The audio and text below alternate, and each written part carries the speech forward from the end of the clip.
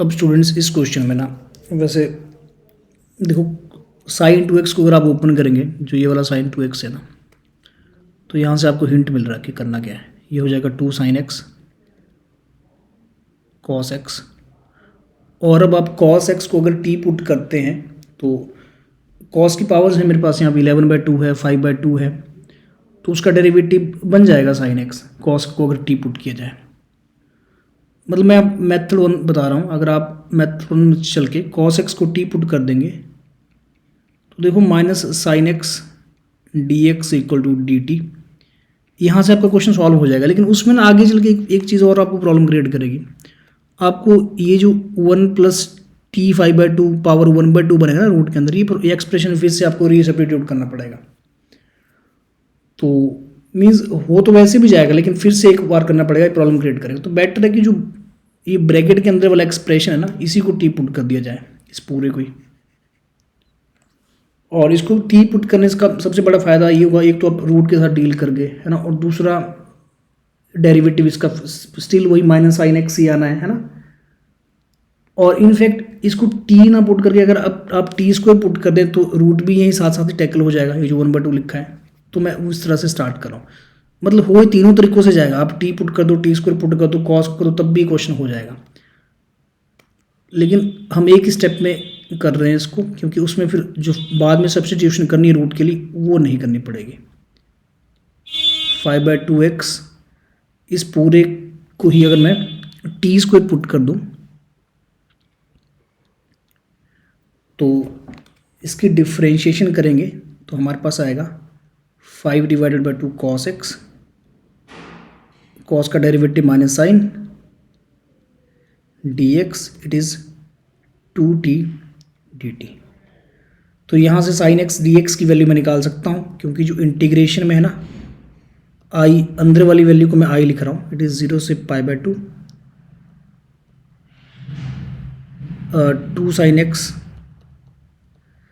Cos x की power बन जाएगी कितनी, 13/2 एक्स। एक्चुअली मैंने साइन 2x की वैल्यू लिख दी हुई है, and 1 plus cos 5/2 x 1/2 dx। ये हमारा क्वेश्चन है।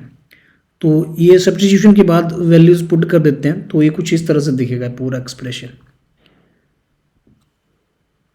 माइनस आ जाएगा बाहर है ना, एक तो माइनस बाहर आएगा और 2 भी बाहर आ जाएगा। ठीक है, लिमिट्स बन जाएंगी आपकी। जब एक्स की वैल्यू 0 है तो 1 प्लस कॉस 5/2 एक्स, ये हो जाएगा √2 आ जाएगी वैल्यू है ना, 0 पर वैल्यू आ जाएगी √2। मैं लिमिट्स भी चेंज कर देता हूँ। एंड जब x की वैल्यू π/2 है तो cos x आपका हो जाएगा कितना, cos x हो जाएगा आपका 0। तो ये √2 से 1 आ गया।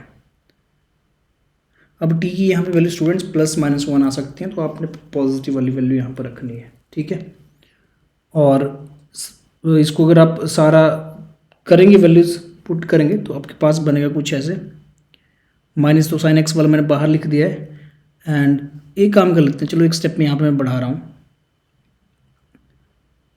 साइन एक्स डी एक्स की जो वैल्यू है ना, अगर आप देखेंगे या माइनस भी कर लो तो ये वैल्यू देखो यहाँ से कितनी बनेगी, इट इज़ 2t dt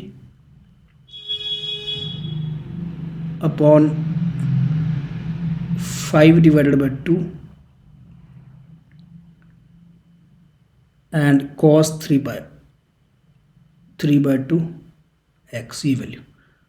तो minus sine x cos x की जगह मैं ये लिख देता हूँ, और बाकी सारी वैल्यूज वैसे आ जानी है। एक स्टेप में मैं cos 13/2 वैसे लिख लिया फिलहाल।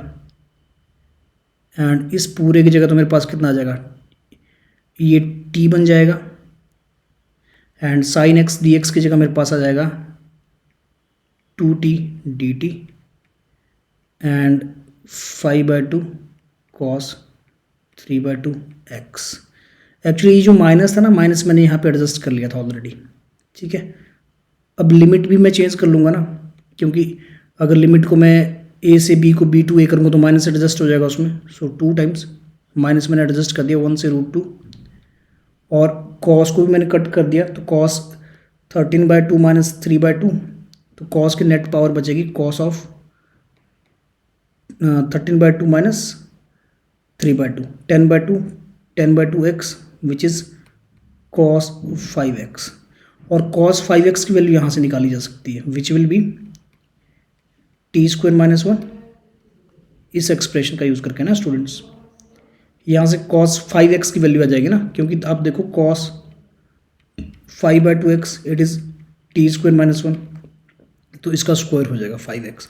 अब पूरी इंटीग्रेशन अगर मैं लिखूँ एक बार तो ये कुछ ऐसे दिखेगा, आप t² माइनस 1² कॉस की टर्म्स को मैंने सॉल्व करके लिख लिया, एंड t² dt, ठीक है, विच इज़, अब तो इसके आगे तो सिंपल अलजेब्रिक एक्सप्रेशन है, कुछ बचा नहीं इसमें, विच इज़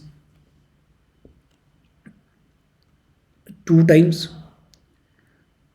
1 से √2, इसको मैं एक बार ओपन कर लूँ, सो t⁴ बनेगा, तो t⁴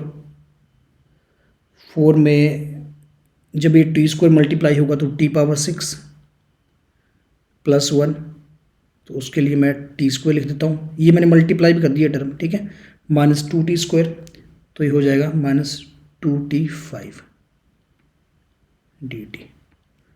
फाइनली इंटीग्रेट कर देंगे, t⁻7/7 प्लस t⁻3/3 माइनस 2, ये 2t4 बनेगा, एक्चुअली मैंने 5 कर दिया गलती से, 2t5 divided by 5, after integration 5 नीचे आएगा, 1 से √2, और जब ये पूरी वैल्यूज आप सॉल्व करते हो तो ये वैल्यू आ जाएगी 176 √2 माइनस 64, ये वैल्यू बन जाएगी। अब इसके बाद आप अगर आपसे वैल्यू पूछ रही 525 टाइम्स आई पूछा था ना, है ना, तो अगर आप उसको मल्टीप्लाई करेंगे, मतलब उसके साथ एक्चुअली ये मैंने मल्टीप्लाई करके ही बता दिया आपको ये पूरा, अगर आप इस पूरे को ना जो आई था हमारा उसको 525 से भी मल्टीप्लाई करें, क्योंकि बाहर इसके एक्चुअली 525 भी था, तो इसको अगर आप 525 से भी मल्टीप्लाई कर देंगे तो ये वैल्यू आ जाएगी, ठीक है। तो इसके बाद आपसे क्या पूछा हुआ है, n की वैल्यू पूछी है ना, तो n की वैल्यू देखो 176 आ गई, देयरफॉर n इक्वल टू, यहाँ पे पूछा था स्टूडेंट्स, देखो ना n पूछा था आपसे, तो n की वैल्यू कितनी है, कंपेयर करेंगे ना इसको आप अगर कंपेयर करेंगे n √2 माइनस 64 से, तो n की वैल्यू आ जाएगी 176, this is the answer, n की वैल्यू आपकी 176 आ गई।